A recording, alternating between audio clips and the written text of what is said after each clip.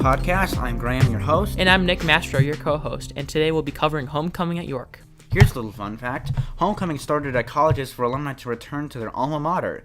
And originally, homecoming started at the University of Missouri at their 1911 football game. Homecoming is known for traditions such as football games, a parade with floats, a dance, and the election of the homecoming court, which includes a queen, a king, a prince, a princess, a duke, and a duchess. Later on, high schools adopted this tradition, but included school spirit as part of the homecoming tradition. Homecoming this year at York starts on Saturday, September 29th, and the football game the previous day on Friday, September 28th. So, Nick, what do you think about homecoming? See, I'm not a huge fan. I've only been to homecoming once in freshman year. I'm a junior now, like you.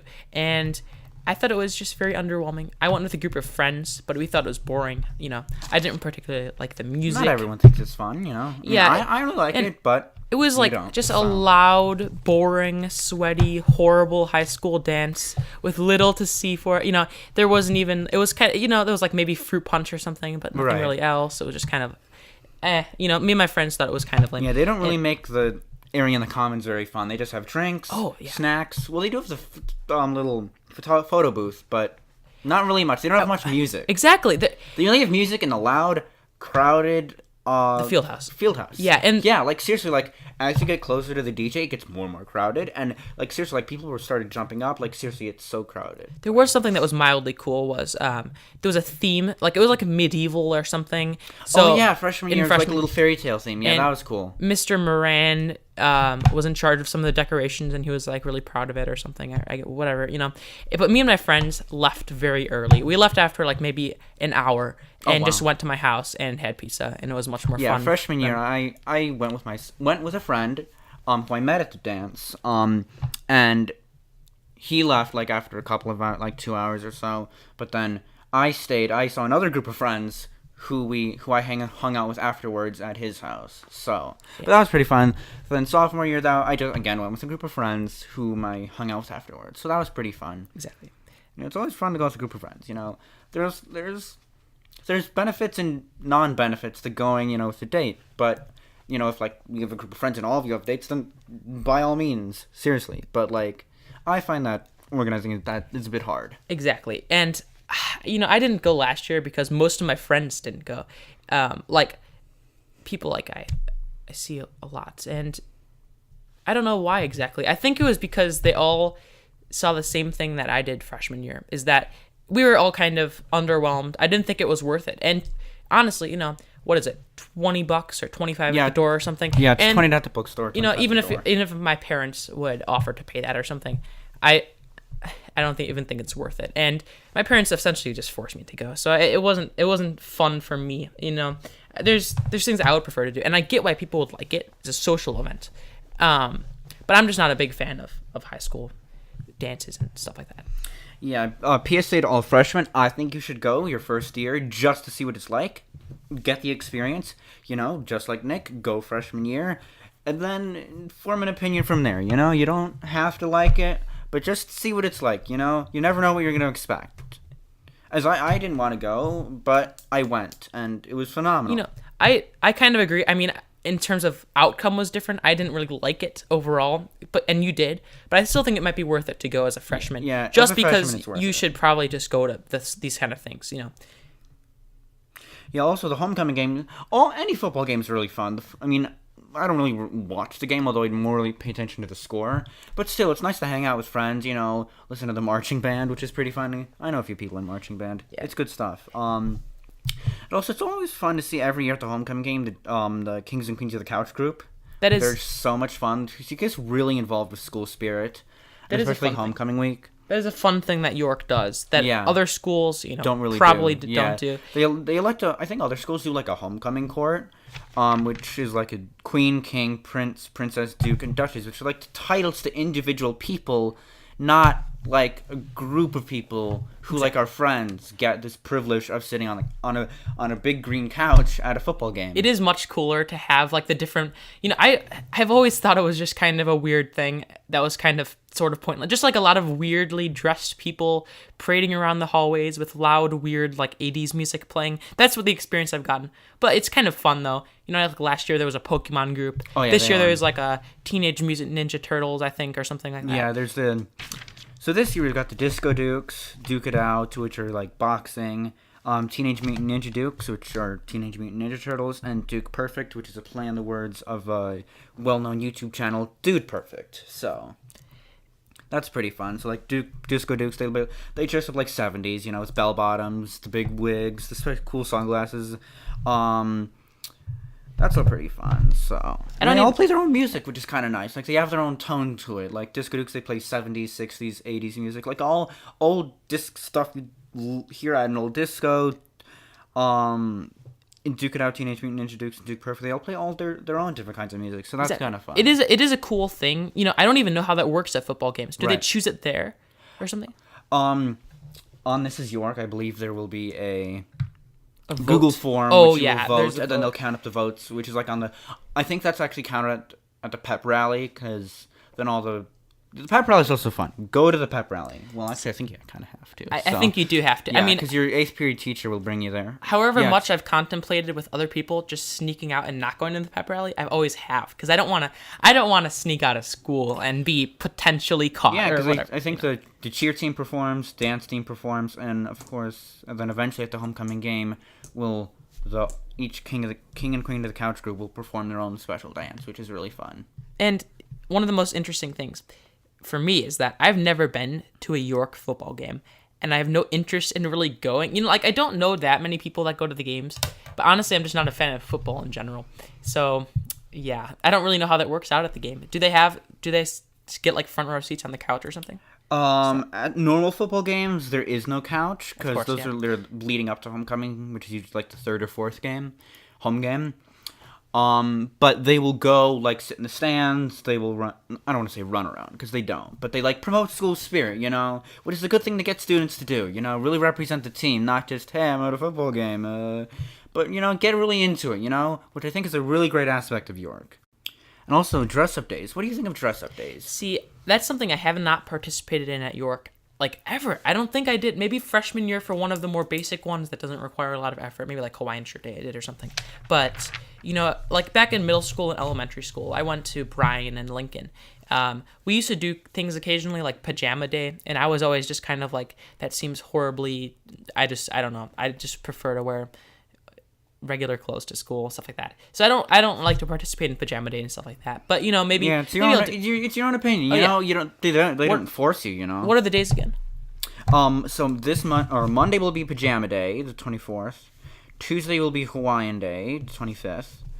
Wednesday, the 26th, will be Throwback Day, so you can wear like 70s, 80s, something throwback, you know, because this year's theme is Blast from the Past for homecoming, which is a great theme.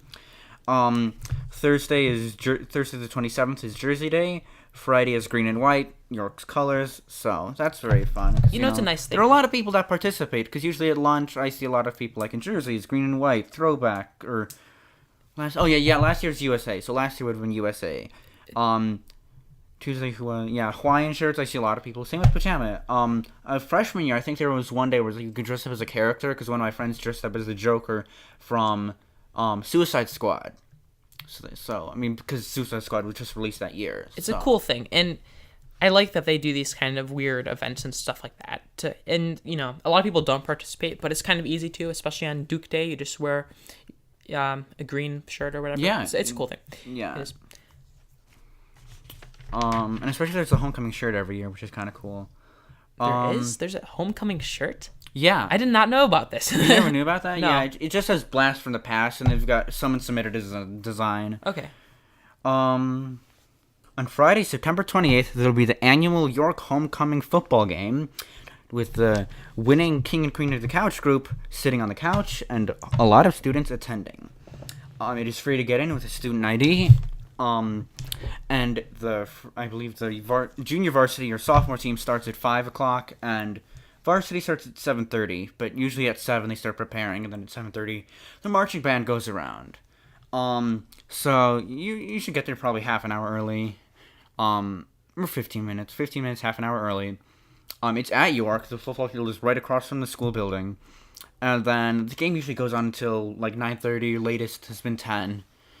And then to get to the dance is the next day. It starts yes, 7 o'clock, 7 o'clock, and if you have bought the ticket in advance, you'll pay $20 you will give the teachers your ticket. But if you have not, then you'll give them $25 at the door, just $5 extra, and then you can enter the dance and leave whenever you like, but you cannot come back in. I wonder why that is. I know, that seems like It's an arbitrary. interesting rule.